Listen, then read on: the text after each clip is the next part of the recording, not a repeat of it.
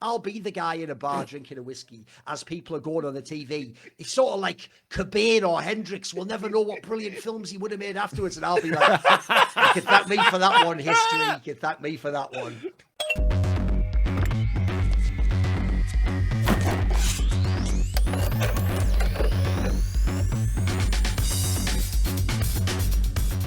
Okay, we are wrapping up a Robert Redford arc here on Foreplay with a contemporary film, one of his very last films from 2018, The Old Man and the Gun, directed by David Lowery. Before we get into it, though, usually in the last episode of an arc, this is where I announce the next arc, but I don't know we know what we're doing, but we don't know what films we're doing yet, because if you watched a previous episode, that will contain a question about which films that we've talked about a lot that may be more obscure that you would like us to do in a special arc, because we know we reference a lot of movies, and we reference some movies that are near and dear to our heart more than others that would be considered hidden gems. So don't come at me with some film that everybody's seen and that's a mega blockbuster and made a ton of money. These are the weird films that are a little bit more niche, things that we came up with ourselves that might be in this arc are things like The Man Who Would Be King, Sorcerer, The Fountain, True Romance, Before the Devil Knows You're Dead, Scarecrow, Carlito's Way. These are films that are a little bit more niche, and yet we talk about them a lot. And many of these films actually have incredibly famous directors. It's just these are not the most famous films that they would have made.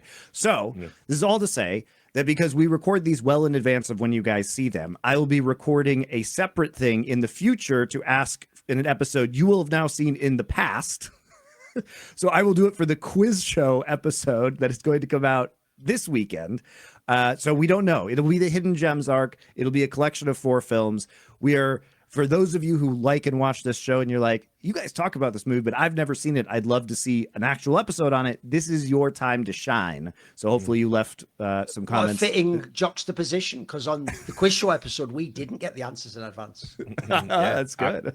All right, not bad. So yes, the normal introduction of the films is not here. You'll have to look for Atan's awesome art on the poster that we put on social media to know those films, or just wait till the first episode comes out. So that's how it's going to go. So sorry about that. We can't announce it right now, but it will be hidden gems, and it will be some really awesome films that perhaps you haven't seen, or I wouldn't say these movies are really obscure, but they're slightly obscure. Is there a film you guys are definitely hoping ends up on this one? I mean, honestly, they're all good. If Carlito's Way is deemed to be a sort of hidden gem or whatever, or reference game on point, whatever we're calling the arc, I can talk about that film, ad nauseum. I fucking, which apparently is bad according to the comments on a podcast where we're meant to be talking about films. But talk show. Yeah, I know. Fucking hell. I can't believe Richard mind controlled me to click on this YouTube link again. I know. Damn him. To him and listen to him talk about films. Honestly, what a retard. But we're over it. So anyway, the reality is, I think anything on that list is super good. They're all like movies we reference, and the reason we reference them isn't just because they've had a big impact on us. They've definitely had a big impact on the fucking space, on movies in general. But not every movie can be sort of held up on a pedestal and remain in the kind of contemporary consciousness. And so, like, I definitely think things like Carlito's Way, it's overshadowed by bigger and better. I don't want to say better, but bigger, better received, movies. Yeah, exactly. Well, like Casino and Goodfellas, and there's a lot happening in the 90s, basically. So, Pulp Fiction. It's like you can only have so many crime movies that people hold up. Scarface. Of course, yes, exactly. List goes on and on and on. So it's like, the reality is just anything off that list is going to be a lot of fun for us to talk about, because we reference these movies specifically for that reason, and we're obviously fans of the films anyway. So people can pick what they want, but if there's one you heard us reference and go, fuck, I haven't seen that movie, this is the opportunity to get us to talk about it and give you an excuse to watch it. Anything you hoping there, Thorne?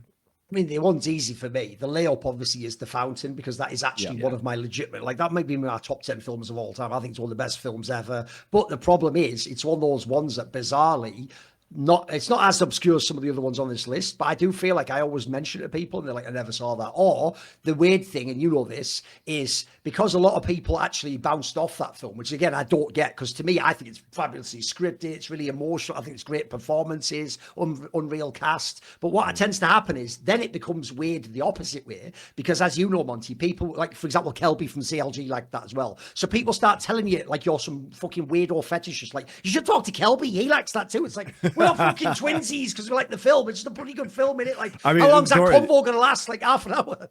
You're one of the very few people that I had met from years ago when we started talking, who had seen it, because we both loved this film, and it's an Aronofsky film, but it's not, you know, one of Aronofsky's more famous films. Oh, no. And it is a very weird film about Hugh Jackman and people dying of cancer that combines old Mayan mythology with contemporary medical science, and it's a strange one. That's what I put it this way, to foreshadow though. That is what I think is brilliant, but also it's a famous reason it failed. Sadly, it was portrayed by Hollywood in the trailers as like it's a time travel movie or it's a different. Whereas actually, what it is what everyone loves about literature. It's like fucking dream logic and like metaphor and fucking resonance across like story and a mythological archetype. So I actually, for my sort of shit, I'm into like the Joseph Campbell type stuff. It hits super hard, bro. I think it's a fantastic film. It's one of those ones, unironically, I might just watch like 10 times at least. So we'll see. We'll probably do that one. I'm gonna be honest. Probably doesn't matter what you guys say. But at least now like we can all pretend. voting, give them the illusion of choice. Yeah, exactly. Go on. Put your Real name on the back. democracy. All right. Well, with that, let's wrap up our Robert Redford arc. So if you guys missed it, we have done this thing where we started with him early on in his career, not Butch Cassidy and the Sundance Kid early, but The Sting, so a few years after that. And then we immediately skip forward a couple decades and went to a film he directed in Quiz Show, then a film that he starred in again from the early 2000s called Spy Game, where he was kind of the old gentleman of Hollywood at this point in time, and Brad Pitt was the young guy, which contrasts with obviously The Sting, where, you know, it's him and Paul Newman, where their roles were reversed when Redford was early on in his career. And now we're jumping forward from 2001 all the way to 2018, and that is this film, The Old Man and the Gun, which is more or less a kind of small indie film. Yep. Directed, as I said, by David Lowery, who was kind of building up his rep at this point in time. He eventually was kind of handed the reins to like the live action Peter Pan that came out later that I haven't seen. It wasn't very well reviewed. He's a great example of the director doing like one for the studio, so he can do his shit. Think of him, he is almost like a Timu Robert Eggers. I think he's made some amazing movies. He's made 4 really good movies. He made Pete's Dragon remake. What the fuck? You mean, right? Okay. Yeah, he made one. One of his first movies was called Ain't Them Bodies Saints. It's got Casey Affleck, and again, he loves working with him. It's really good. It's a super slept on film, I think. It got a pretty decent critical response, but just nobody's seen it because it was like super low budget, little crime thing. Excellent. I think The Ghost Story is one of the most like poignant and haunting films you're ever going to see about the meditative nature of what it is, like our place in the universe, and how our grief, when we pass on and we have to leave people behind, ultimately doesn't mean shit in the grand scheme of the universe. And it's basically about Casey Affleck, who literally has a blanket over his head like a cartoon ghost for the entirety of the movie, is kind of like, watching what happens after his death. He's watching his girlfriend move on. Beyond the Veil or whatever. Yeah. It's fucking great. And that's when Mr. Brightside plays. And then obviously this that we're about to get into, and The Green Knight. So I mean, like, he has, which we've talked about. We've talked about The Green Knight numerous times on this show as well. Yeah. He has made 4 excellent, thought-provoking movies. He's clearly a talented, visionary director. And by the way, as we'll get to on this is a guy who doesn't just make the same film, the same aesthetic. This movie has the 70s movie aesthetic. It's beautiful to look at. Everything about it, the color palette, everything. In this, so this guy is super talented. He might not be as talented as some of his contemporaries, but also he's like the same age as us on this call, and he's already done these things. So he's got a bright future ahead, no doubt. Yeah, and I was also a bit surprised because obviously I knew him from watching The Green Knight, and I was hyped about The Green Knight because I thought the trailer for The Green Knight was really cool, and it's A24 obviously, and even though I am like a hardcore fan of the Arthurian romances, I did not expect David Lowery to do the things that he did to The Green Knight, because normally I would be very against some sort of modern retelling. At least The Green Knight has a modern take on Gawain, and I thought, wow, yeah. But I mean, it's like it applies kind of modern morality to the medieval tale, which normally I don't like, but in this case I found it very, very effective in a conversation with the original text, and like very profound, and so I was super impressed by that. If we were going to do that movie, that would go in like a misunderstood films arc or something. Yes. I think that would be where you'd put that one, because a lot of people I've said it before. The Green Knight is the perfect movie if you're somebody that has a lot of social anxiety when it comes to like jumping in and doing things. What the central message of movie is: there are worse things than failure. I think basically they make Gawain like a modern, contemporary, anxious guy instead of. Which is much more interesting in a film context, because if you read The Green Knight, it's very the story is very good, but it wouldn't film well, I don't think, because he basically has run his mouth and he's got in over his head, and he's faced with essentially the problem of is it worse like, do I live the rest of my life out as a fucking coward and not do these things and have everybody recognize me as that gobshite that never lives up to any of his potential, or is it better to try something and ultimately fail even if it means my potential demise? And I think the way that it kind of updates the mythos for a contemporary audience is done in a really clever way that actually resonates with a lot of people. Which by the way, 99% of the time, an attempt to do that fails. So I was really impressed that it was good. I was really impressed. But we're not talking about The Green Knight. Maybe you picked that one for Hidden Gems. Who knows? Maybe we will. Yeah. Maybe we will. I'm sure we will at some point. It's just a matter of when. So let's turn our attention now to The Old Man and the Gun. I will give you guys a brief summary before we kick off our conversation. We don't need to talk about this very much. Basically, it's based off of a true real-life story. I don't know enough to say how much of it is real. But basically, Robert Redford plays a lifelong criminal whose name is Forrest Tucker. And he is out. He's in his 70s. He's an old gentleman, an unassuming criminal at this point in time, very polished, very polite, very good manners. And he is robbing banks with a crew of other septuagenarians, which is hilarious because it's Tom Waits and Danny Glover. I just love the decadence of this movie when it comes to casting. It's like, why is Tom Waits in here? I don't Danny hate that Glover, he is. They can afford to have Danny Glover in like 2 scenes in this film. It's so rich in terms of like just what you get. It's just excellent. Yeah, the casting is awesome. So it is just super funny to see the grandpa robbing crew of Robert Redford, Danny Glover, and Tom Waits. I hadn't seen this film, so going in, I didn't know that. So I was very pleasantly surprised. So they are out robbing, and he is a smooth criminal. So when the police are chasing him, he pulls over to help a woman who is stranded on the side of the road in order to draw the police who are chasing him off his tail. Basically, like, why would you think that this grandpa helping a woman with her engine? That woman is Sissy Spacek, and they start having a romance where he literally tells her he's robbing banks. They then go, not Sissy Spacek, but he and Danny Glover and Tom Waits then go on a multi-state robbing spree. This all takes place in the early 80s, by the way, I believe. Yeah. And there's a cop who is chasing him this whole time. As we mentioned earlier, he likes working with Casey Affleck. So Casey Affleck is Detective Hunt. And so Hunt is, a little on the nose, hunting him down. throughout this and trying to figure out who these guys are and going to all the witnesses across these states, figuring out that it's not just isolated crimes, but it's a string of crimes by the same perpetrator. And eventually they close in on them, catch Forrest, who is being a little bit sloppy because he wants to hang out with Jewel, who is Sissy Spacek's character. And he goes back to prison where he recounts all of his various escapes in a very hilarious montage, and then gets out of prison eventually. And immediately the movie ends with him robbing another bank because he just can't stop, won't stop.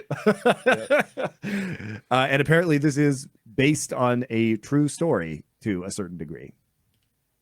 I'll tell you where I want to start on this one, which is, I actually looked it up because I remember watching this film and thinking, I hope this really was his last major role.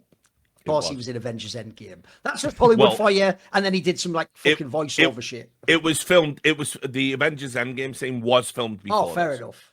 Because the problem is, if this actually had have been his last film and he died the day after filming Wrapped, this movie, I was telling Monty this, it's almost like this movie is like an AI movie made in tribute to Robert Redford. Like the film is almost like a meditation on why Robert Redford was a dope actor, including throughout his whole career. And it is the very essence of a Robert Redford character, like how effortless, charismatic he is, how he like puts everyone at ease, but he's still like, he's got that charm, he can get the ladies, etc. Because I think actually that's the thing I love the most about it, why I like that we ended the arc with it is like, if you love Robert Redford, like what a fucking perfect swan song to end the career on. Like, again, if you're going to think of any of the classics, think of things like Butch Cassidy and the Sundance Kid. There's little bits of the Sting, if whatever you loved about Robert Redford, there's elements of that in this film. And that's actually also the thing about the film when you guys are saying it's like got a 70s or 80s vibe.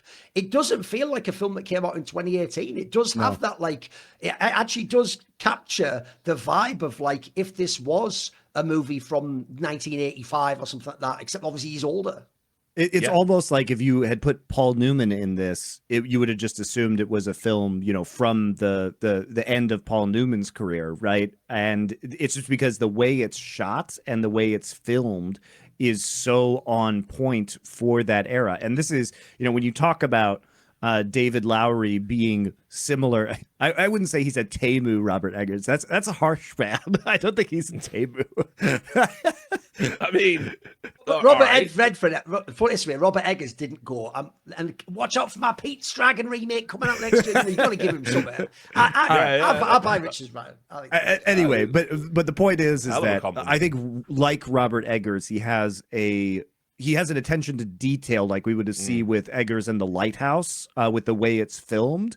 And he really, I think, nails the look of this, which was shot on the Super 16 millimeter, but it's also the way it's lit. It's also the aesthetic, but it's the film grain and the colors and everything really are very reminiscent of the 1970s. So I think he really nailed making it look like it was from the period.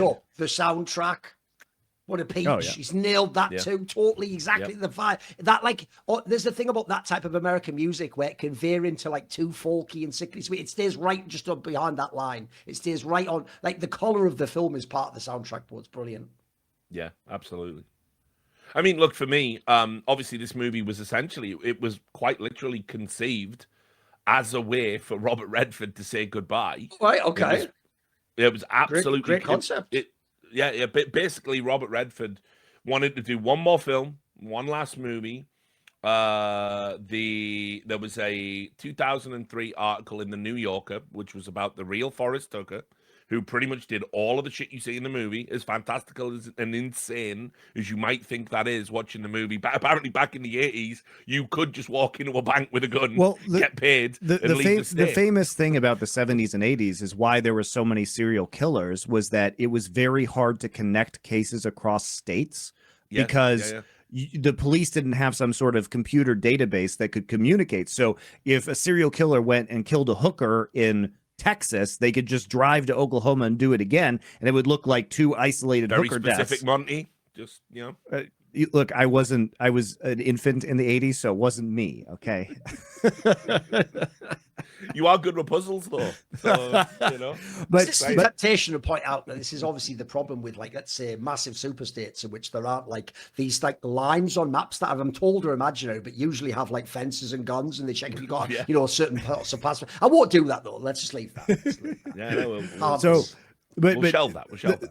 Anyway, the point is that multi-state crime was much easier to get away with during this time period because of the lack of connection between all these individual police jurisdictions and people. Basically, the technology of moving people around in cars had gone faster than the ability to efficiently communicate between different police bureaucracies, which meant that it was a lot easier to look at this. And that's part of this film, is them saying, oh, I'm calling all these other states and he's doing the microfilm research of these other crimes. And he himself has to try really hard to figure out that it's the same people perpetrating these crimes. Also notice he doesn't have to do like Shawshank Redemption level stuff to escape from prison. This is just like, you hop the fence, you get past the guard, it's some japes. Like, that's the other thing about this film. If you tell someone it's about a bank robber, like, it does not. The only darkness in this film is, mortality. The fact that like life can't go on. It's actually an incredibly wholesome, sweet film. Yes,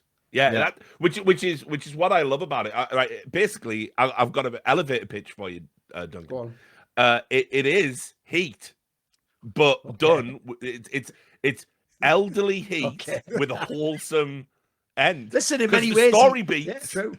He even meets him in a diner. True. Yeah, so I'm just putting can't that quit out the there. life. All that shit. Yeah, can't quit the life, exactly. But there was just no way to grow in this movie. It wasn't appropriate. Because, by the way, normally I'm not even someone like, I do think that they put a lot of the like romance subplots in films so that women who are just in a soap operas have a way to get into a film that might be like an action film that they're not into, right? But I have to say, what actual like fucking moving like a subplot that is. Like the Sissy Spacek character, first of all, obviously she's most famous when she was much younger. I can say she's also someone, by the way, who kept that like girlish charm even when she's actually much older. Like she does that thing, I forget, with the guy from fucking Whiplash. She did that TV show, it's the same thing. Like she's actually kind of vibes as an older actress as well. I mean, and by the way, like one of the most probably like slept on actresses, easily, I think. Because, people don't realize, I mean, like, obviously everyone's going to associate it with Carrie. And then she, like, did this weird thing. She did, like, a bunch of, kind of, like, really small movies that are, like, really fucking moving dramas. And then it was kind of like, I don't know, she just sort of got pigeonholed into, she's not a leading lady. She was too unconventional. She was really a victim of the fucking, the leering, sneering, cynical Hollywood, in my opinion, because she had that unconventional look that worked in a movie like Carrie. She couldn't get cast in anything. Obviously in Badlands as well, where it works, right? I mean, those two movies are two of the best movies of the 70s.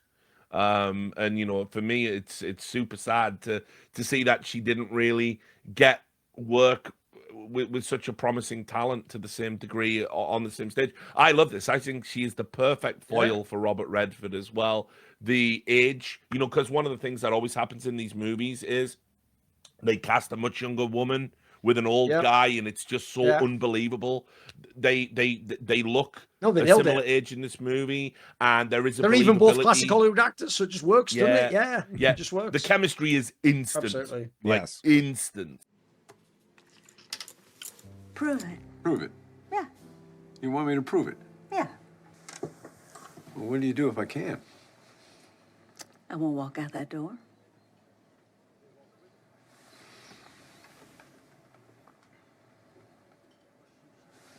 No, I'm not going to do it. I didn't think so. Not because I can't. Because it's just not my style. Not your style. You have style. I do. If you guys are still out there looking for a last-minute holiday gift, may I suggest listening to our delightful podcast here on Foreplay with Raycon. You might check out their Raycon Essential Open Earbuds. They're great. If you don't like earbuds that sit inside your ear canal, they have a back that wraps around the outside. You can hear everything that's going on around you while still getting high-quality audio. No problem with them staying on at the gym or anything like that. They are quite secure. If you do want something that can block things out, here are their Raycon Everyday Earbuds. These have active noise cancellation. Oh, we'll get there in a second. These have active noise cancellation that you find on much more expensive models. What's great about these, though, is that you get quality sound, but they're half the price because they're not paying for expensive retail shelving or anything like that. I've used them extensively at the gym. I've used them when I'm on public transportation. I've used them on buses, on subways, on airplanes. The noise cancellation works amazingly well. They also have transparency mode or awareness mode, so you can hear things going on around you. If you need to have a heads up or be aware when the next bus or subway stop is coming up, it makes it very easy as well. They also have multi-point connection. You can connect to multiple devices and switch seamlessly without having to go in and disconnect Bluetooth or any of those annoying things. Plus, they have extended battery life, 36 hours, 8 in the earbuds and 36-hour case, so you really don't ever have to worry about running out of charge. So the essential open earbuds are here for the holiday season, and they're selling fast. Raycon audio products are up to 20% off this holiday season. Go to buyraycon.com/4playopen. That's FOURPLAYOPEN to save on Raycon audio products site-wide. Order by December 15th to guarantee delivery by Christmas, because great gifts shouldn't show up late. And believable, and also about those like 5 minutes to midnight romances that, you know, maybe some of us are gonna have these, like maybe, you know, we lose, you know, maybe we get to our 80s, we've lost a partner, do we get another shot at love, you know, all that kind of stuff that, you know, you're not thinking about as a younger person, and the kind of the nature of what those relationships would be. Let's be clear, it's not a runaway whirlwind romance. When you're in your 70s, you're not going to be doing that, are you? But what she is, she's a bedrock to him when he needs it, and he shows her at the end the kind of ultimate reverence. He doesn't like break out of prison so he can go and live with her on a farm for a little bit, but then he does rob banks again, so whatever. But I think that's what's so interesting about the romance aspect of this, is because it is kind of a winter romance, right? Yeah. That it comes with an acceptance of who the other person is, and you're set in your ways. You're not going to drastically change your life in order to fit that other person. And so Sissy Spacek just kind of chills and does her stuff on her farm, and he just blows in whenever he feels like it, when he's not in another state robbing banks. And they're both appreciative of having each other there, but they're not out to, you know, it's not like you say, Rich, it's not the whirlwind romance, and they're not out to make a life together. It's more they're enjoying the moments that they have together while still having their own goals, and they're not trying to hang up all their old baggage on each other either, right? We know her husband died. He had a child that he doesn't even really know about, who eventually is one of the people who helped set him up. But they're not there to talk about that, and they're not there to like visit their trauma, their past traumas on each other. They're just in the present, enjoying that for what it is. And there's a real beauty in that, I think, the maturity that comes with a strong sense of your own individuality and not getting sucked into the romance angle, right? Yeah. Yeah, and look, so, you know, obviously it has all of the story elements that you would want for a Robert Redford movie. I mean, thinking of like the classical Robert Redford roles, where it's like, look, he's a criminal, but he's not an evil criminal. He is robbing banks. He never hurts anybody. He's never, you know, there's a whole monologue about, has he even fired that gun? If he told me he never did, I'd believe it. I believe it had no bullets in, couldn't you? Because he just Yeah, doesn't need to use it. It's the swag that gets him in. Yeah. Exactly. He's obviously charismatic. There's a romance element. You know, the whole film is perfect. And like what I love about the story, how it came together, is David Lowery read that article in the New Yorker. He then adapted a script for it, and basically everyone was like, Robert Redford's thinking about doing one more movie, and they were just like, we've got the perfect thing for him. And this is also one of the reasons why Robert Redford and Casey Affleck were the two first names down in the casting. And then everybody else is like, do you want to be in Robert Redford's last movie? And everyone's like, fuck yeah. And so you get Sissy Spacek, you get Danny Glover, you get Isaiah Whitlock, you get Tom Waits, you know, you get Keith Carradine. Everyone's like queuing up round the block to be in this motherfucking film, because it was meant to be. And this is the crazy thing. For me, if you just sold this Robert Redford's last movie, say goodbye to a cinematic legend, like, I don't see how it doesn't make more money than it did. It didn't even crack $20 million at the box office, this, from a $15 million budget. And it's like, for me, I think it's super sad that more people haven't seen this film. I think it is one of like, and I'm not just saying it because you get caught up in the moment, because it is, as we'll get to, it is an allegory for Robert Redford's career as well, right? None more so is that apparent than the end monologue of all the escapes, where it literally uses footage of Robert Redford in his film. Loved when they do that as well. Good-looking Always man. a classic little trick you can use. Love that. Yep. But for me, I think it's one of Robert Redford's best performances. I think never has there been a more kind of like easy charm, easy charisma, but also with like a brittle and bruised, you know, he has had a tough life, you know, but like he just loves committing these crimes. He lives for the thrill of doing this and shit, the compulsion to just change. keep going, right? And to your point about it being a analogy, because he was in so many of these crime roles, starting with Butch Cassidy and the Sundance Kid is kind of his first major film. It's not just that though. This is why it works as an allegory. What I think the movie is talking about is it is the risk of making a film. And like, is it going to bomb? Are you going to get away with it? I think quite explicitly what the movie is saying is making a movie and having it be successful is like robbing a bank. Like, it's all this risk for a potentially great reward, but if it goes wrong, you're gonna go to jail, i.e. you're not gonna get hired again for a movie. You know, you're gonna fall out of favor. You're gonna get critically panned. You're gonna be a joke. You know, I think the way that this movie juxtaposes with the media, and they're being very derisory about them, calling them the over the hill gang, right? Which is funny. That's what the media does to actors every day. Sure. So, you know, when I watch this, I think the element of its poignancy isn't just its story. The element of the poignancy is, yeah, holy shit, Robert Redford did give us a life on screen. And, you know, sometimes it was great. Sometimes it was good. Sometimes it was kind of cheeks. But he put it all out there. And then obviously the message at the end is like, yeah, even though I'm retiring, you know, just know that you should go after the things you want in life, no matter what it is, no matter how insane it seems. And that's pretty much how Robert Redford approached his career as an actor, producer, director. You know, it's like, I mean, obviously it's a bit self-indulgent to essentially participate in your own tribute. Again, he pulls it off because he's charismatic. By the way, that's also the thing for he deserves this it, movie.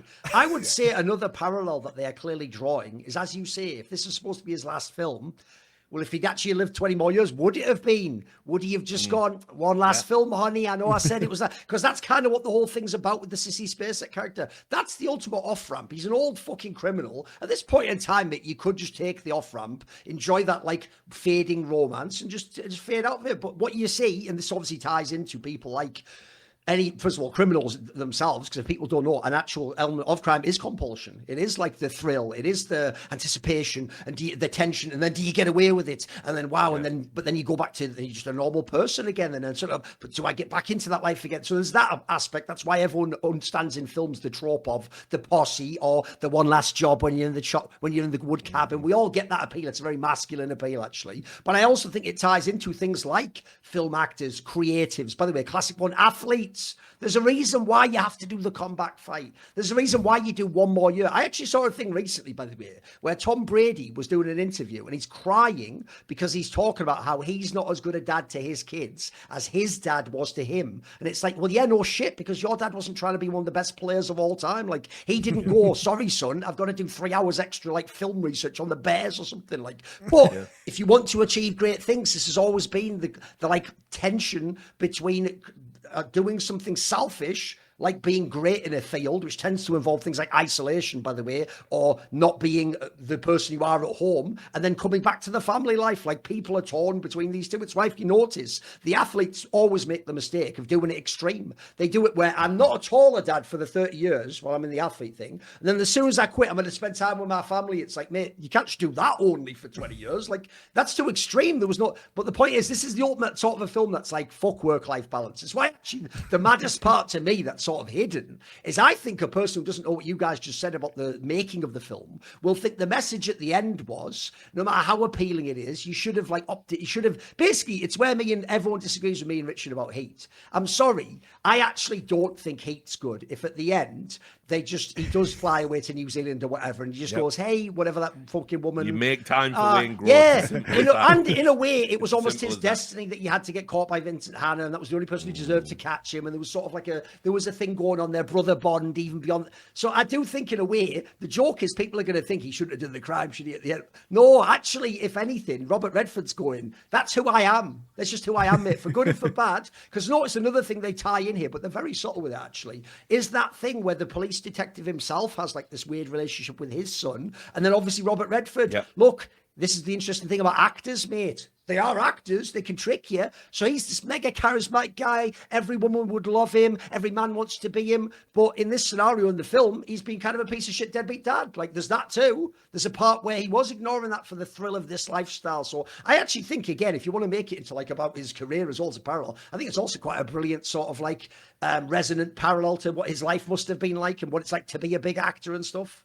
Yeah, I nearly left that out, by the way. A single scene was with Elizabeth Moss as his daughter. Obviously, she's a big star in her own right now. Carried it, she was great in Mad Men, one of the central characters. And like one scene, that's all you need to know about this movie. Yeah, they don't hit you over the head with it, man. Playing. They ain't playing. They're going to give you great acting in every single solitary scene of this movie. And I think this also, with the idea of obsession that we're talking about too, this goes back to the stuff that we've said about Robert Redford in previous episodes, was that it's not like he was resting on his laurels being incredibly handsome and also a very successful leading man. He went out there and he wanted to learn the craft of directing, and he wanted to make the Sundance Film Festival, and he wanted to be a producer. He didn't have to do any of these things, guys. Like, in fact, you could make an argument that it may have been a mistake to do some of these things because it took time for him to learn how to direct things, I'm assuming. And by doing that, he was actually probably acting less than he could have. He's probably in fewer films as a result. The joke is he wasn't even in Quiz Show and he directed it. Yeah. I even thought on that one, even surely you're doing that thing where you're the player coach, like, you know what, let me get in this motherfucker. Yeah. No, not anymore. He didn't like Mel Gibson Braveheart it. You know what I mean? He could, and by the way, he absolutely could have starred in Quiz Show and it would have been good. but that's what I think is so interesting is that, and for those people who are saying, well, yeah, if he's directing a movie and he's not in it, of course he's in fewer movies, Monty. But what I mean is the time it takes to develop the craft of directing meant that he worked on fewer total movies, almost certainly, than he would have if he was just an actor. And for what? Like, for what?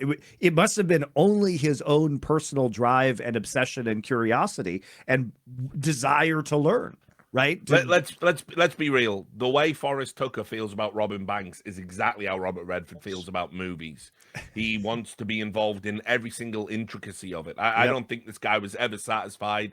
As I said, for me, his biggest legacy, it might not even be his acting or his directing. It might be his producing. It might be the Sundance Festival. It might be all of these other vectors he gave to other people who loved movies as much as him to be able to realize their dreams. This is a guy who just fucking loved film and got to live his fucking dream all the way through. Like, banger film every single decade he was alive, worked with all of the best actors, beloved in Hollywood, never any scandals involving Robert Redford, right? Think about it. You traffic in that industry for 50, 55 years. No sleaze, no slime. Never heard anyone tell a bad story about Robert Redford, not even after his death when it's totally safe to shit on somebody, right?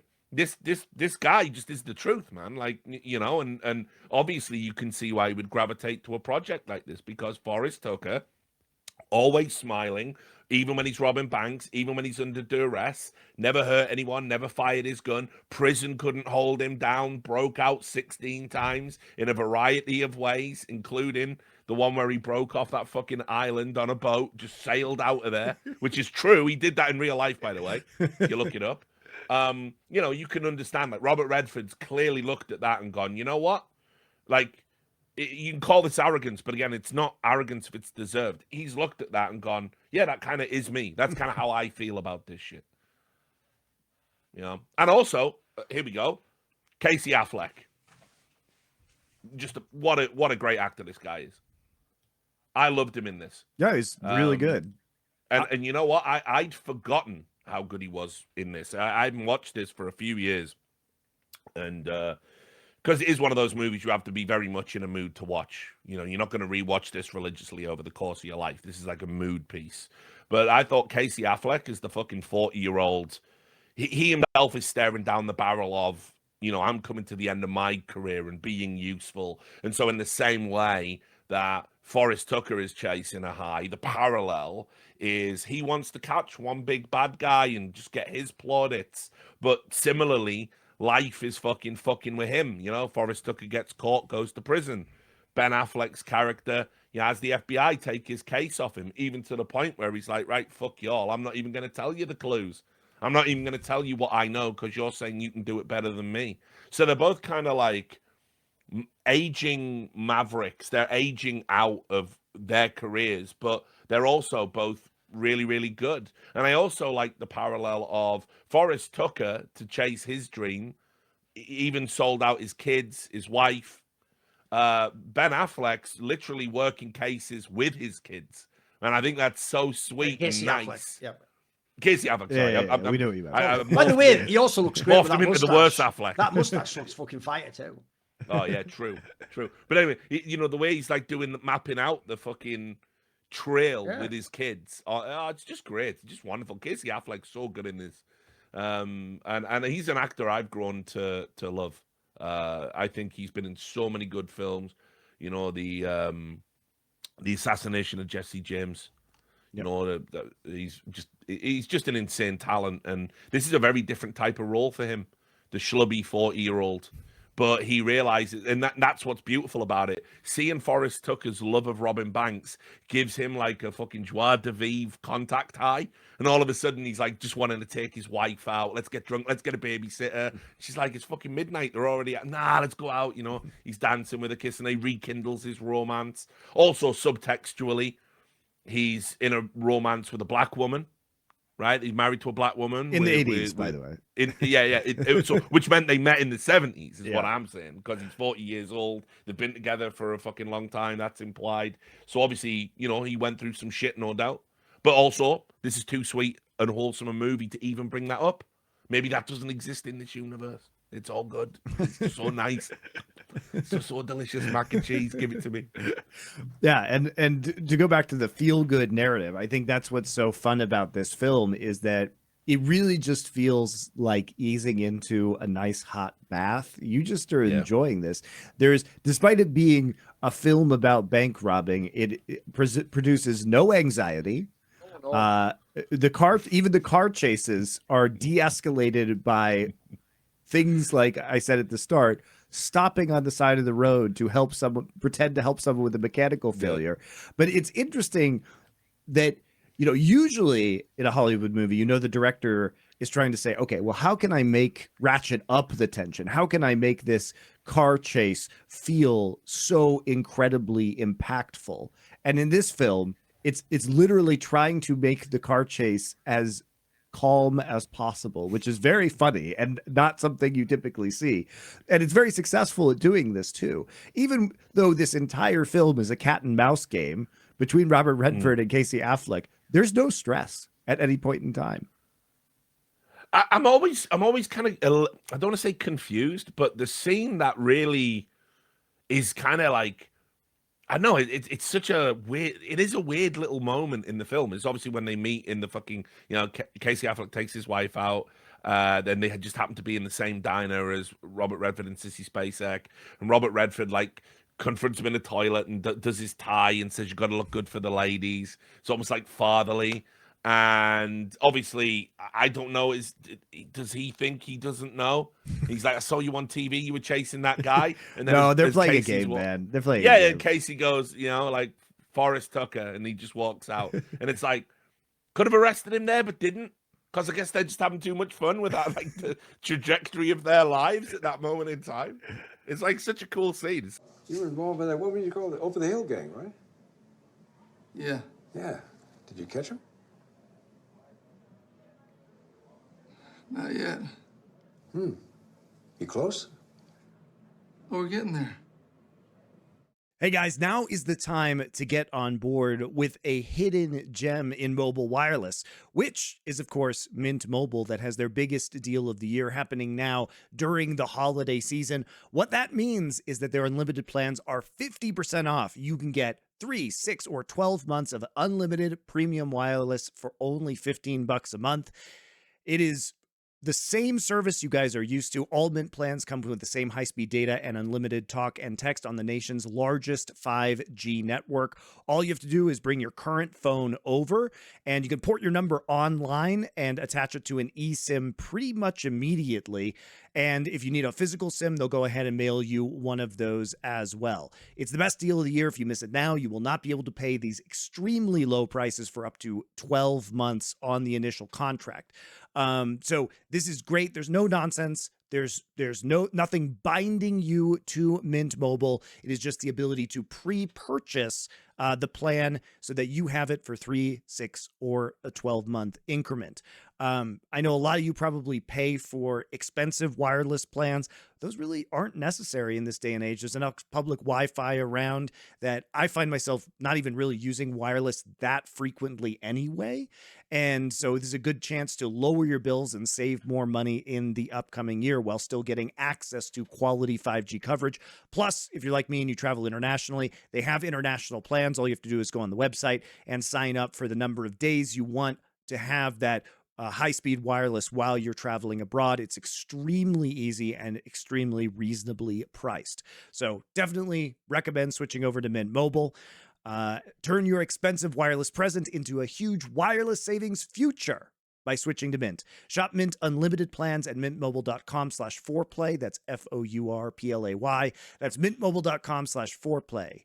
Limited time offer, upfront payment of $45 for 3 months, $90 for 6 months, or $180 for 12 months. Plan required, the equivalent of $15 a month. Taxes and fees extra, initial plan term only.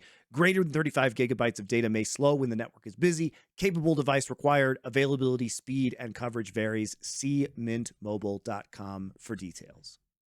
Such a cool And moment. also It's notice like so bizarre. that's another thing that is also a throwback, which is this is almost the idea that like you can be some guy who's robbing a bank, but you're not necessarily like an evil person who gets off on violence. It's not some fucking like it's not like in Heat where they're just like, right, we're gonna kill them since they're witnesses now. Like, it's not like that. It's not shit. the opening scene no. of The Dark Knight. No, the whole point of this Yeah, is like you can't in that scenario, like look, he should be arrested because he's robbing banks. But actually beyond that, he shouldn't really have the SWAT team fucking kick his door in and then fucking put him in a black bag and take him off to a black site. Like, no, like yeah, there's also like a kid gloves element to it. He's like an old granddad too. He's simultaneously an old granddad and this. I actually think I agree. There's no like tension. For me, I just think this is one of the ultimate films that is just bittersweet. It is melancholic. Like the beauty of it because he's old and because you know no matter what he chooses, it is the end of his life. Like and the fact that you know also it's Robert Redford and now also we know he's literally even dead. So I actually find that watching it now, it's also like really powerful. But the ending also is that's the only thing. The ending does hurt a little bit for me. It just stings a bit, you know. It stings. Well, I think what takes the edge off of it too is that he isn't spending this money on himself. He's literally trying to buy out Jules' mortgage and to surprise her. He's trying to treat other people well around him with the money. We never get the sense that he spends any of this money on himself. That's not a part of the film at all. In fact, it's kind of puzzling. What does he do with this money that he's taking? But we know that They literally just stash it under the floorboards, bro. yeah, Like, he's just in it for the love of the game. You know what I mean? And the only purpose to this money is to help people that he likes effectively and help that not buy them luxuries, but just literally make their like lube the like grease the wheels of their life, as it were, you know, make it a little bit easier for somebody else, make their lives a little bit more pleasant.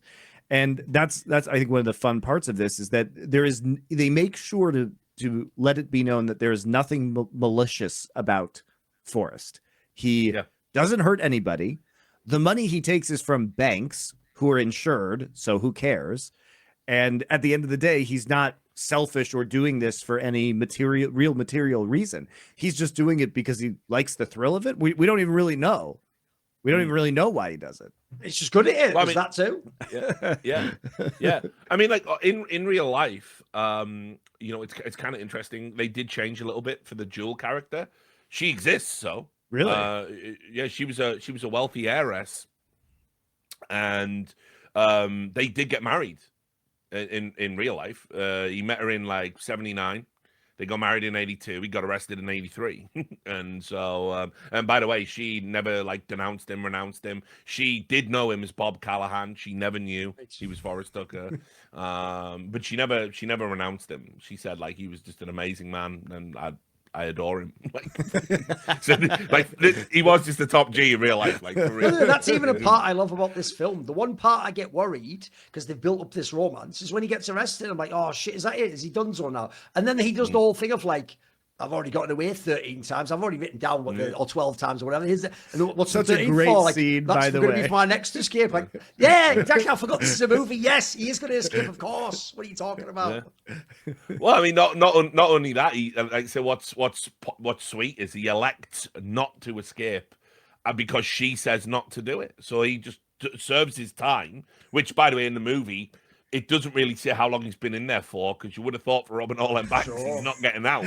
But he does get out. He does leave. That is the worst part of the movie, by the way, is that they know he's broken out of jail like 15 times, and he's lived a life of crime, and he's been robbing all these banks with a deadly weapon, whether he uses it or not. And they're like, well, just have felt years, whatever. That doesn't make sense. I also want to say, and I don't know if you guys felt this way.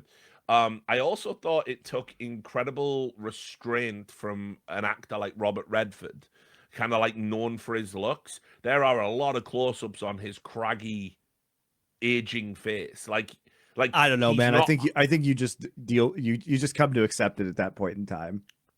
But I mean, like he obviously was like, I guess, a vain guy, you know. So to basically have all these like close-ups, because like when he's robbing the bank, it's not looking around the bank. What it's doing quite cleverly, because this is what the victims of the bank robbing did. It zooms in on Robert Redford. It's a close-up of his smiling face, because that's what they were going through as well. They were like, you know, take it, you know, his raw charisma. But like, obviously at 82, when he made the movie or whatever it was, you know, he's got, you know, his face has had a battering by life at that point. And, you know, but he's not, you know, there's no Vaseline on the lens.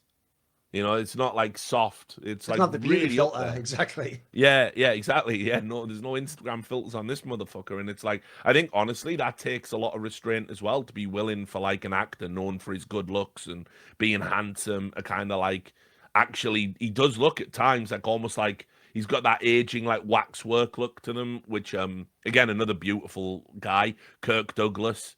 You know, when he was doing his later roles, he let it all hang out as well, man. So it's like, I think it shows a lot of restraint. I don't know if you what you thought of that, or if that was. To be fair, for his age, he is also still very good looking. Yeah, he's not some like old man with just a fucking bit of white hair. Like, hello, granddad. He actually still looks like Robert Redford. He just looks the age. Yeah, which is fair. I think he looks amazing for his age, frankly. Yeah, I mean, not bad for 82.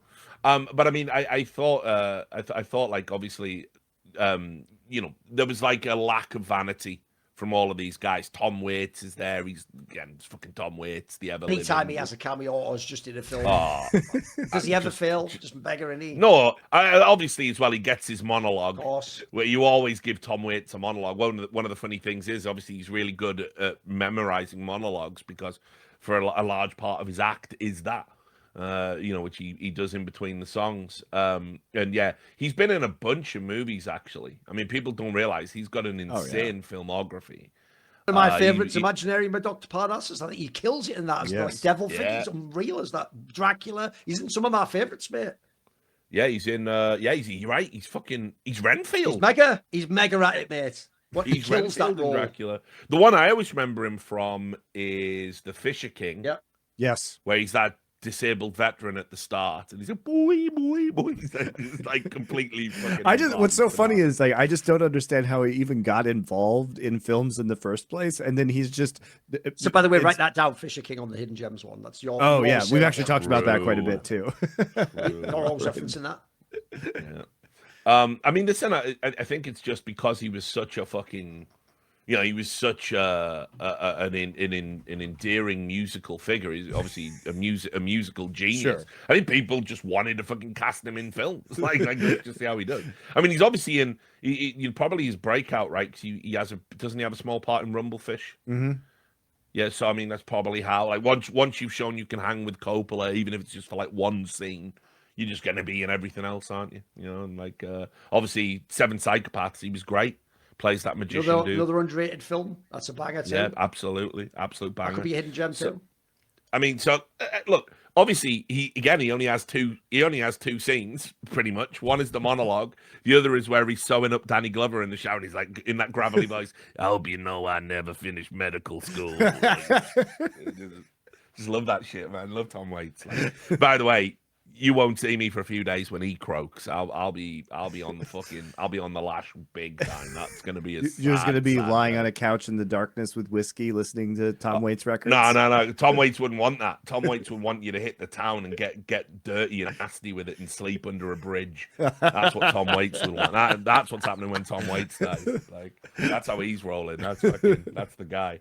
But yeah, I mean, like everything in this movie as well. You sort of have to talk about like movies sometimes struggle with like tone, and this movie doesn't have that at all. Like every scene is in service of the overarching story. The message is very clear. There's not like a scene in the movie where I go, that doesn't really belong. It's not in service of the story, that the character wouldn't do that. It doesn't make sense.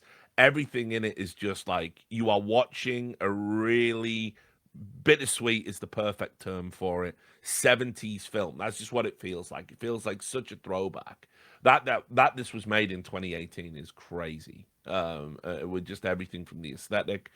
But I think it's just like a really like well told, tonally consistent story with lots of like wonderful like high points along the way, memorable scenes. And you mentioned something really crazy before we started recording this episode, which is that it has a 6.8 on IMDb, and there is no 6.7, and there is no Roger Ebert. But I find that deeply confusing as to why this movie. Like I don't. Here's the thing, Richard. I understand some of the movies. I understand The Green Knight, how you could bounce off that one. How the fuck do you bounce off this movie?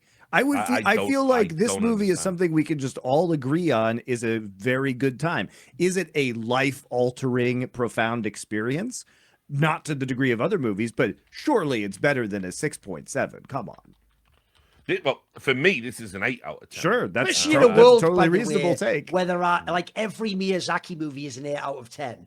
Avengers Endgame is going to be like a fucking 8 out of 10. Like, come on, what are we doing with these ratings? The problem we've done with movies is a mini rant for you boys. They've done the thing with movies that doesn't make sense. Shall I tell you what ruined Google reviews of restaurants? That you let people review sandwich shops and hot dog stands like they would a restaurant. So you'll get like a fucking really nice restaurant that's a 7 out of 10, but then like a fucking falafel stand that's really good falafels and fucking like a 9 out of 10. It's like, obviously the fucking restaurant's better than the falafel stand. What? We're not rating. We're doing apples and oranges here. So in the same way, kids' movies should be getting the fuck out the IMDb top 250. This movie's mad slept on. No one's seen it, mate. I'm going to read you some of the 1-star reviews from IMDb. Fucking hell, 1 star. 1 star reviews. Right? We haven't even done this for a while, but this one stood out. This is the proxy Roger. Right. This is called. This is called listless, lame, sloppy, not worth your time. A surprisingly bad movie with, wait for it, poor photography, mumbled dialogue, and an empty script. Redford and Spacek begin with old age makeup slopped on by the ton. I don't think he realizes that. I don't think he realizes it's the lack of makeup that makes it's not really from the 70s, you idiot. Yet later, after years had passed, they appear much younger and much less goo on their faces. Oh, God. Much of the dialogue is drowned out intentionally by background music. There are a few laughs here and there. Suspense is undercut over and over. We saw this for $5 Tuesday, and it was not worth Oh, that gives it away. That this motherfucker's like, what can I get for $5? it. Yeah, right. Remembering how downright sexy Sissy looked just Oh 45 my god, years this ago. is what a weird turn this is taking already. Same here. That's a 1-star review. Here you go. Another one. Terrible movie, 1 star. I went to see this movie for 2 reasons. I have always been a fan of Robert Redford, and I find he always acts in very good films. That is until I saw this picture, which in my opinion is Robert's worst movie ever. I find I'm sorry, I've seen The Horse Whisperer. Yeah, right. I find I have been generous in giving this 1 out of 10. It is complete garbage. 1 out of 10. What should have been 0? Yeah, it should have been 0 apparently. Here you go. I'll read this. Is the last one I'll read. Casey Affleck is possibly the worst actor in history. Come on, bro. Especially when you have a movie that requires acting. And this movie. By the way, are people aware there's like Uwe Boll films and shit? Like, do you know how bad cinema can get? Like, they like them. It's like they think the only movies are all 9 out of 10s. And come on, bro, the worst ever. The hyperbole's killing me. This it's is such an inoffensive movie. You couldn't hate it this much. How could you hate this movie so much, bro? Think of the shit that exists in this world, and then that's like, I despise it. I can't stand it. Right. It's so bad. Get this. Right, this is as interesting as watching paint dry. Let's face it, the only reason Affleck, he means Affleck, obviously, is famous is cause his brother. But back to the movie. That's a take that's about 20 years old as well, I know. Come on. For being Redford's last movie, it's a shame he won't go out with a bang. There are several really good Redford movies. Look what he does. Go on, get ready. Come on. Butch Cassidy, The Natural, Spy Game, Last Castle. All excellent. But this ain't one of them. This is a slow-moving vehicle about an old bank robber and his crew and the boring cop who chases him in the same old cat and mouse game you've seen 100 times before, only better paced. No, it's not meant to be the same old cat and mouse game. Yeah, I was going to say, it definitely isn't. I feel like the cat and mouse game is very fresh in this because it subverts your expectations. The cat realizes not only does he not want to catch the mouse, he's kind of thankful by the way, for the mouse to teach him there's more to life than being a cat. That's another thing that basically ties in. The joke is the cop himself can't do the sort of thing we like in movies where you hunt them down. And so if anything, he extends the hunt. Yeah, that's exactly one. And his name even is Hunt, as pointed out. So like, that's even clearly like an actual like thematic element to the film. This guy thinks he's just like, he's a bit sloppy with his police work. Shut up, you fucking idiot. The movie's over if he rests him in the toilet. That one scene in it, like that's it. It's over. Part of it is he's fascinated by his target, and he wants to learn more about Forrest. And does. So anyway, like a lot of people seem to misunderstand this movie. Here's what I want to know. What do they want? Like, they want the bank robber scene to be some bullet time Matrix shit, or there's a scene where he shoots 10 people on the way out. You know, what did they want from this film? To me, for real, this really was just like a film where when I watched it, I was just like, it's like someone just created a like fucking bespoke Robert Redford film for me with all the things I like about Robert Redford. So banger soundtrack and all the themes I enjoy. Like, I don't know. That's why I'm shocked they say they like Robert Redford and don't like it. I'd get it if they just didn't even vibe with his films at all. Like, what, you don't get any of the essence of Robert Redford in this film? It's not coming through for you, mate. Really? Yeah. Just me? It's just crazy. It's like, as well, it's like everyone's kind of doing their greatest hits in a way. Like, Danny Glover is, like, definitely too old for this shit, right? He's doing that. Tom Waits gets his monologue. Casey Affleck gets to do the jaded hangdog thing. Robert Redford gets to do the charisma thing. Shout out to Gene Jones as the fucking bank manager. That's the guy. Yes, you know him, the coin top guy from fucking No Country for Old Men. Well, I don't understand what you're saying. I didn't even realize that. You're right. He's the bank manager who gets really flustered, so he gets to do it again. Yeah. So it's fucking crazy, dude. It's like crazy to me that you could watch this movie and be like, well, you know, I wanted a bit more. I wanted some more chases in this. I wanted a shootout. Like, no, please. You're killing me, guys. You're killing me. Also, as well, as we do bring this up a lot, how refreshing was it to just watch a 90-minute movie again? That was good. It was very well paced. Yeah. Like a 90-minute movie with a beginning, middle, end. wonderfully wrapped up. 90 minutes. Yeah, it didn't need to go 2 hours. It didn't need a fucking Robert Redford monologue where he like wistfully looks up and talks about, obviously I've been robbing banks for a long time. None of that. Didn't need that. It didn't need that. It was absolutely perfect. In fact, Robert Redford, I bet if we measured all of like the actual time he's talking, I bet it's not that much. I bet it's less than you would have expected. He's like just fucking, he does it all with his face, does it all with his look, does it all physically, does it with his smile, that damn smile. It's just like, I don't know. I don't get how anybody could watch this movie and not like it. It is. It's It's mind-boggling. Yeah, like really crazy. I do understand why you would say this isn't the best movie I've ever seen, but Yeah. 1 star, really? Yeah, like a one-star review was fucking crazy. I mean, like actually batshit insane. Speaking of the Google like restaurant reviews or the Yelp reviews, these are the kind of people who will go in and rate a restaurant 1 star because their food was 10 minutes late. No, it's not a punishment system.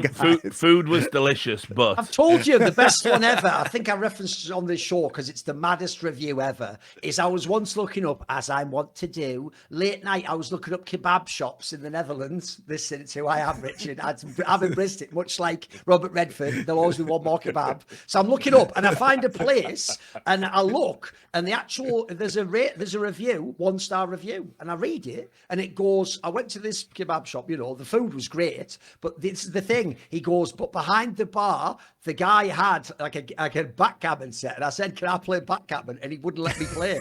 The end of the review goes, food 4 out of 5. Or he goes like vibes or something, 1 out of 5. Overall review, 1 out of 5. That's 4-star review, you cretin! I need to know about the food. I'm not going there to play backgammon, am I? You fucking lunatic. Mate, people just shouldn't be allowed reviews. There should be like an actual fucking system. It's so mad.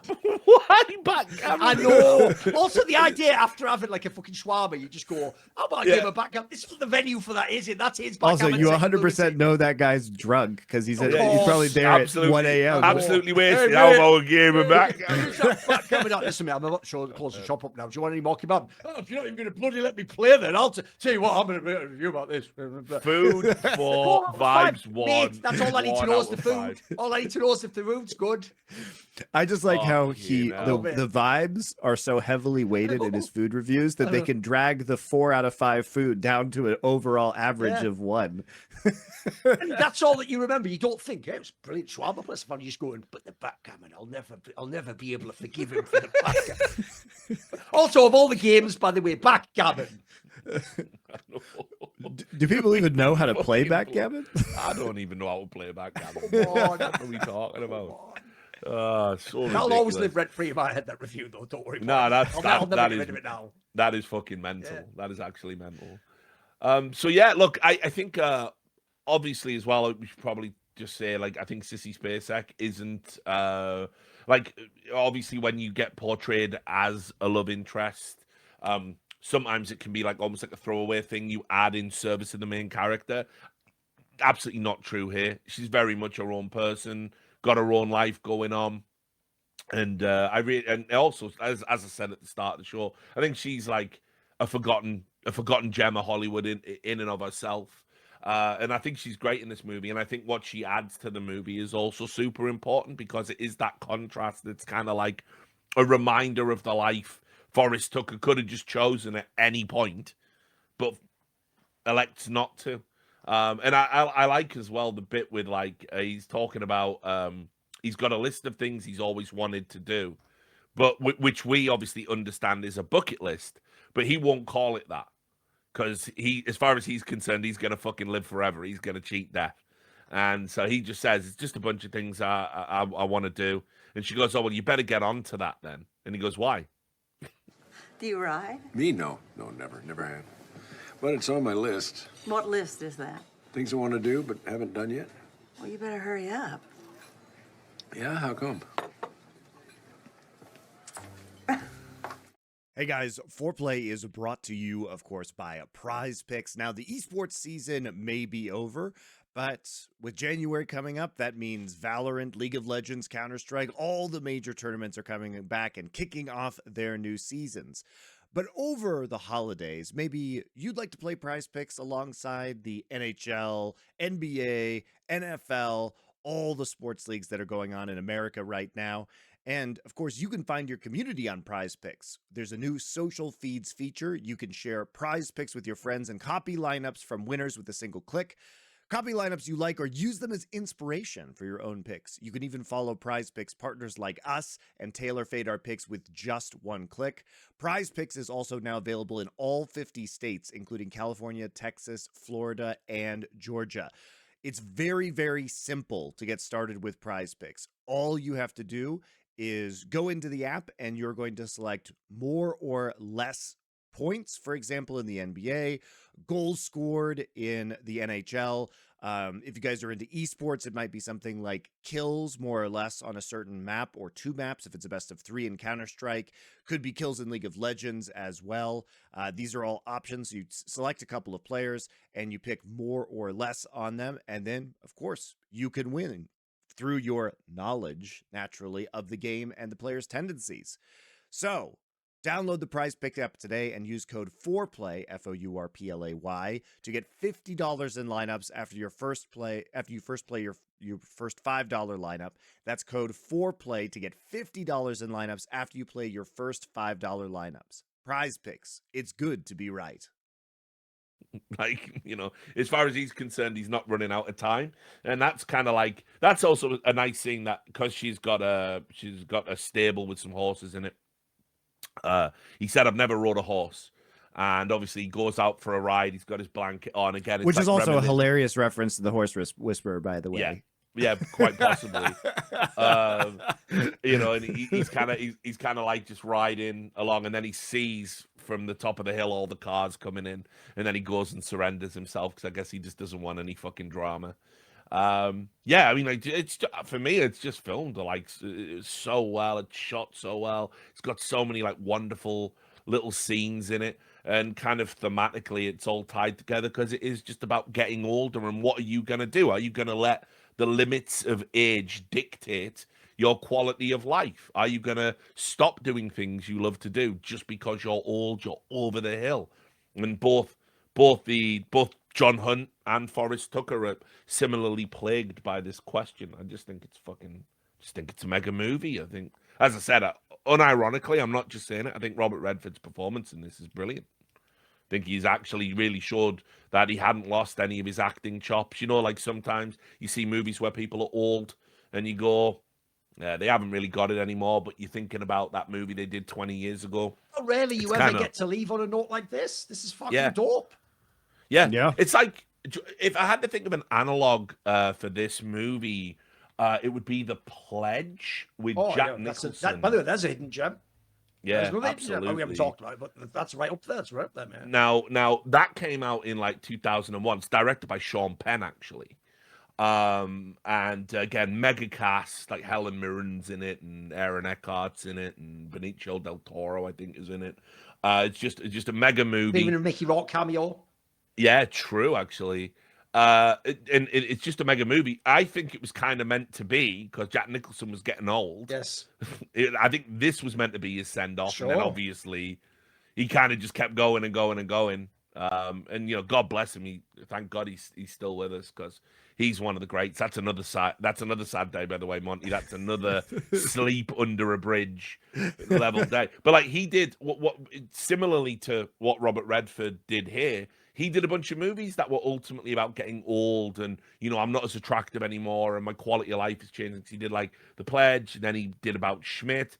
He did that Bucket List one, but then it's like you're in The fucking Departed playing a bad guy, like again, like So like sometimes you have to know, like that's what I mean. Robert Redford did it like a fucking, to reference Cassad, who is never going to be on foreplay.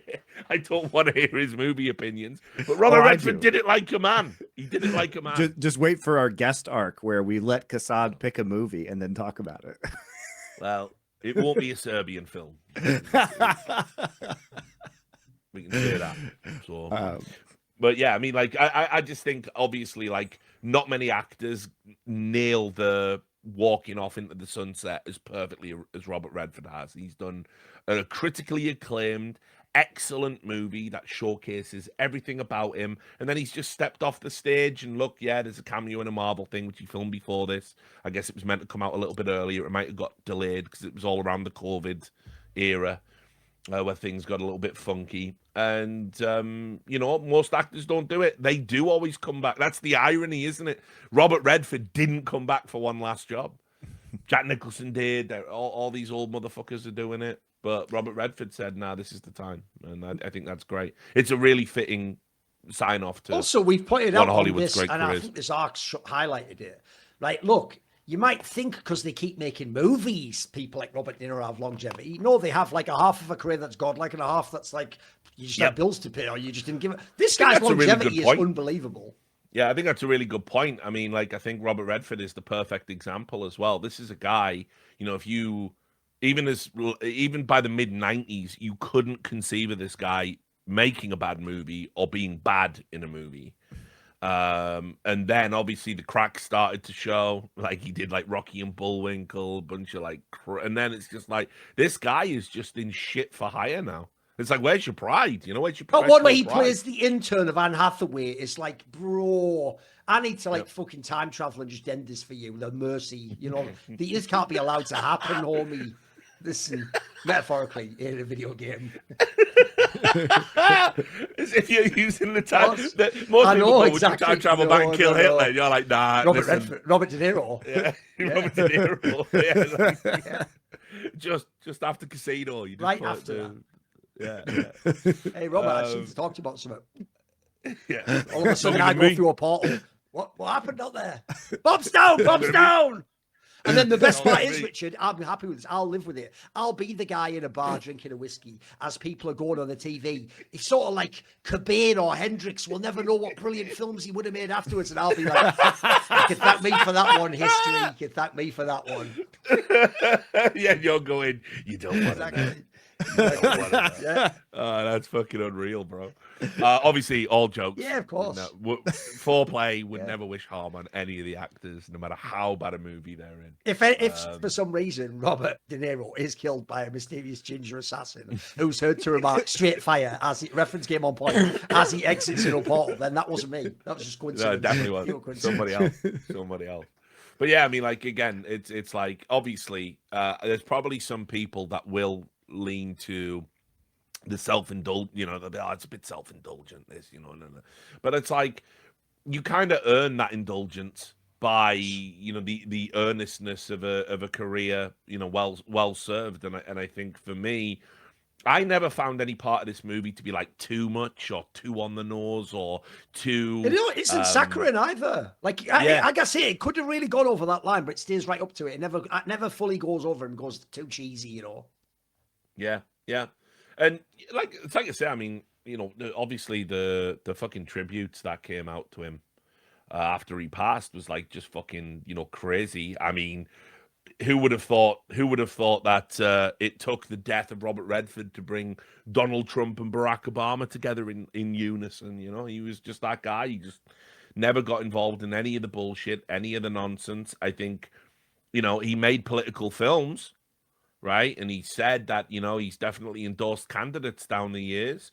But I mean, ultimately as well, he never went over the line of like sticking it in your face. Yeah, just a cool guy, like just a guy that did fucking Hollywood right. And I think definitely deserves a send off like this. You know, he's like for me, as I said, I'm so glad people are going to watch this movie for the first time. I think it's like this is a hidden gem. It's appropriate that it's essentially kicking off the hidden gem arc because not a lot of people are seeing this film. I think you hadn't seen it, right, Monty? Nope, I had not. I hadn't seen it. It's one of the films I never saw. Yeah, and it's like, you know, obviously it just didn't do well. By the way, it got no promotion in the UK either. They just didn't. Yeah, I didn't even know it existed. Yeah, they just didn't know how to market it, I guess. But I actually did. I saw this when it came out. I actually fucking was psyched to fucking see this. And I said I just think it's great. I think it's a great movie, great send off to a great actor and great Hollywood personality. That also, in a way, it does it for all the other people in his orbit too. I don't think I've seen Danny Glover in anything or Sissy Spacek since. Nothing high profile. So it's kind of like he kind of shared the glory. I do want to wrap our Redford arc by talking about other films that you might enjoy Sure. if you like this. So we've already done 2 other Robert Redford films. In the journalism arc, we did All the President's Men, and in our heist arc, we did Sneakers. So Yes. we already have a couple of Robert Redford films if you want to check those out. We've obviously referenced Butch Cassidy and the Sundance Kid, which if you haven't seen it, you need to watch that. If you like The Sting with him and Paul Newman, it's another classic. It's a Western, guys. You must watch that. That's not optional. But there's a lot of other films because he was in so many things over the years. So are there any picks that you guys really enjoy? I mean, I've got a few. I mean, Brew Baker. That's a fucking banger. Obviously, we didn't do Butch Cassidy and Sundance Kid, but that goes without saying. I don't think. I really like The Candidate. I think that's a great movie. Who else? What else? Jeremiah Johnson, Yeah. sort of a slept-on Hollywood film, classic. Yeah. The Natural. That was Yeah. talked about as well. That's the baseball one. Again, obviously, like baseball is obviously a great cipher for like American movies because it is like the national pastime. It's the Oh, beloved we sport. almost forgot Out of Africa. Yeah, Out of Africa, that's all-time Meryl classic. Streep. Yeah, that's. Yeah. I actually listen. Even Thorin finds that sentimentally quite emotionally moving as a movie. So there you go. Enough Well, said. I'll also as well. I'll because we referenced this too, and I definitely know this is probably one of his least seen films. Don't worry, it's not The Horse Whisperer. It is All Is Lost, Yes. where his character doesn't even have a name. He is quite literally just lost at sea. It's pretty much a silent movie. There's no lines. Yeah. There's like a handful of words in the movie, and it's him alone on a sailing ship in storms. Says here it only has 51 spoken English words. It is. Crazy. See, I have a thing for J.C. Chandor, at least before he made Craven the Hunter, which I haven't seen and will not be seeing. But I really like the rest of his films, and Marvel I think tints all. I think J.C. Chandor is like kind of underrated. And I noticed Margin Call has been getting a lot of memes on Twitter these days, like pictures of Jeremy Irons from Margin Call. But All Is Lost and Most Violent Year and Triple Frontier are all good movies. Yes. I Before don't care what anyone Craven. says. If you're going to go, wait a minute, Winter, so fuck you. Fuck you. Yeah. How dare I mean, you? How dare you? I'll say one of the reasons I think that I actually like that movie is that I just think it's a great allegory about finding faith and kind of accepting, you know, the kind of like the lack of power that ultimately you have in existence. I think ultimately the whole movie is one big metaphor for the trials and tribulations of life, and then arriving at a place of acceptance. It has a kind of like almost ambiguous ending because you're not quite sure, you know, which way it's going. But just the image of an outstretched hand, obviously for some people, that is finding religion, you know. And I think the movie is. I don't know if J.C. Chandor intended that because he wrote it as well. But it reads that way to me when I watch that film. But it's a really interesting Redford performance because he is the only person in the movie. He's the only person, and there's no lines. So it's also crazy given that this was 2013. So he's still an old man, guys. Like you know, the old man and the gun is 5 years later, right? So take off 5. He's in his 70s, but it's quite a physical performance. Yeah. So that's like a niche pick, but I think that movie's great. So well, put it this way, it was nominated for I think it got nominated for a bunch of awards. It made a ton of top 10 lists that year. Really, I mean, it's a really good film. It's it's classic end stage Robert Redford. Like, would just occasionally just drop a banger, you know, and nobody really knew about it. You know, it's kind of, I mean, obviously as well, he is in that Pete's Dragon remake, I think. So can't have everything. Well, but then it's probably where he grew to like David Lowery, so he would do the Old Man and the Gun. So it was the price of the ticket was worth it, you know. But yeah, I mean, like basically, I think if you pick almost any, 3 Days of the Condor, another fucking banger, but Sidney Pollack. But anyway, if you pick any 70s or late 60s, 70s, or 80s film with Robert Redford in, you're almost certain to get something good. In the 90s, it gets a bit choppy because he started to do the stupid, sexy romance movies. But we've talked about it as well. Last Castle, that fucking bangs with James Gandolfini, just Film Mark as well. Ruffalo. Yeah. Yeah. Masterclass of acting in that.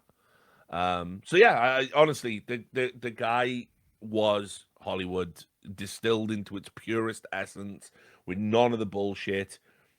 And you're always guaranteed that there's a almost guaranteed a certain level of quality with Robert Redford. It might never go into the territory. He wasn't a method actor. He's never going to do these like overall raw performances. You're never going to see that from him. But he was classic leading man. And if you want to be exposed to just pure fucking charisma on screen, it's like Robert Redford and Paul Newman. And then it's like there's a long fucking drop off after those two guys.